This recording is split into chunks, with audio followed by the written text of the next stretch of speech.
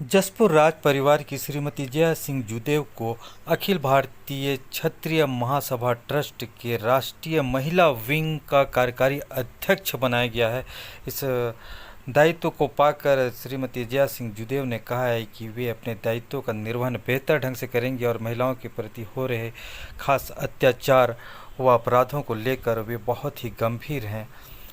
उन्होंने कई कानूनों के संशोधन की भी बात कही। आइए जानते हैं क्या कहना है श्रीमती जया सिंह जूदेव का।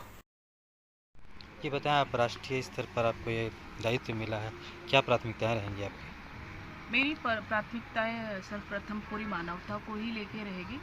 विशेषकर उसके बाद आए तो महिलाओं और बच्चों के लिए हैं।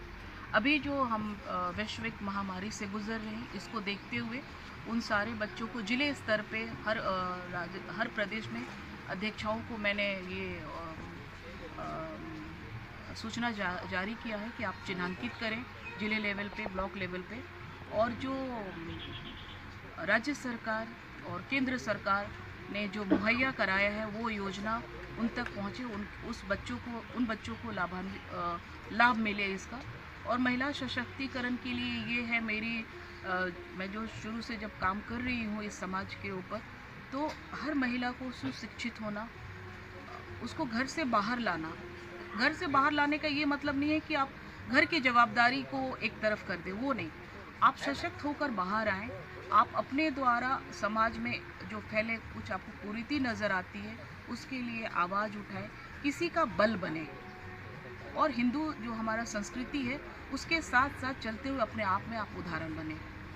कुछ कानूनों के संशोधन के बारे में आप बताती हैं। जी, कानून के संशोधन के बारे में मैं आप लोग के माध्यम से हमारा जो माननीय जो कोर्ट है, सुप्रीम कोर्ट है, न्यायालय है, माननीय हमारे प्रधानमंत्री जो हमारे लिए बहुत दिव्य के योद्धा के रूप में प्रस्तुत हुए हैं इन कालों में, मैं निवेदन करना चाहूँगी कि महोदय, ये जो ST/SC का जो एक्ट है इसकी फ़ायदा लोग गलत तरीके से उठा रहे हैं, तो इस पे विचार करके और इसमें संशोधन की आवश्यकता है। आरक्षण में भी संशोधन की आवश्यकता है। आरक्षण जो है बहुत बड़ी कुरीति है हमारे समाज के लिए। हर एक समाज में गरीब हैं, कुचले हुए लोग हैं, तो अगर आरक्षण आपको देना है तो आर्थिक आधार पे ही आरक्षण आप दीजिए। और तीसरी बात, जो महिलाओं के साथ दुष्कर्म होता है और उनको कानून के द्वारा वो पकड़े जाते हैं, तो उनको शूट एट द साइट करना चाहिए, उनके लिए कोई माफ़ी की गुंजाइश नहीं छोड़नी चाहिए। तभी शायद ये कुरीतियाँ जो हैं डर से ही शायद ख़त्म होंगी।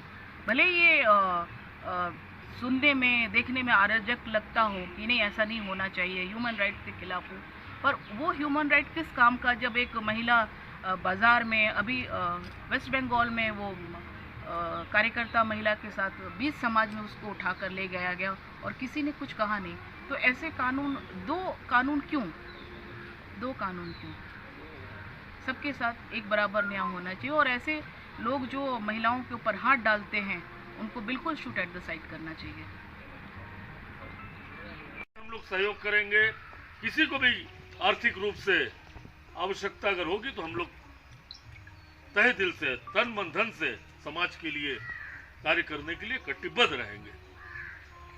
ने मुझे राष्ट्रीय कार्यकारी अध्यक्ष के रूप में नियुक्त किया है। हमारे राष्ट्रीय अध्यक्ष श्रीमान ऋषि पाल सिंह परमार जी हैं, राष्ट्रीय अध्यक्ष आचार्य विजय सोलंकी जी हैं, और हमारी पूरी कार्यकारिणी है, और 24 प्रदेशों में महिला, युवा और वरिष्ठ लाइन तीनों ही काम अच्छे से कर रहे हैं।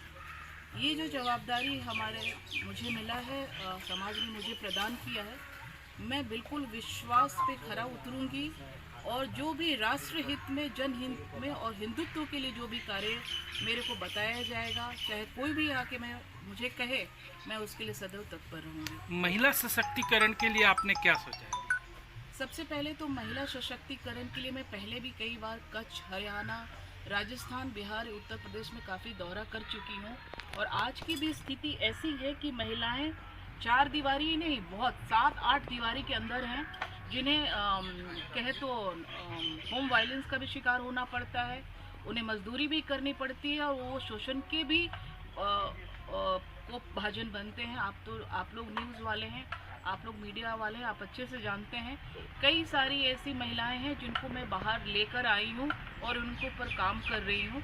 हमारी संगठन ने जशपुर ज़िले में विशेष रूप से ऐसी महिलाओं को चिन्हांकित कर रहे हैं जिनके ऊपर किसी भी प्रकार का दुष्कर्म या उनका शोषण या हुआ हो, या कोविड काल में अभी जो हमारा विश्व इस महामारी से गुजर रहा है, तो ऐसे बच्चों को भी हम चिन्हांकित कर रहे हैं कि जो केंद्र के द्वारा या राज्य सरकार के द्वारा जो उनके लिए योजनाएं हैं, तो हम उनके बीच में मध्यस्थता का कार्य करके ये कर रहे हैं। फिलहाल में हमारे राष्ट्रीय टीम ने कुछ बच्चों को भी गोद लिया है जिनके माँ बाप नहीं हैं, और एक मेरे को नाम याद नहीं आ रहा है उनका, वो राजस्थान से हैं जिन्होंने 10 करोड़ रुपए कोविड फंड के लिए हमारी टीम से दिया है। तो ये इस तरीके से हम जनहित के कार्यों में लगे हुए हैं।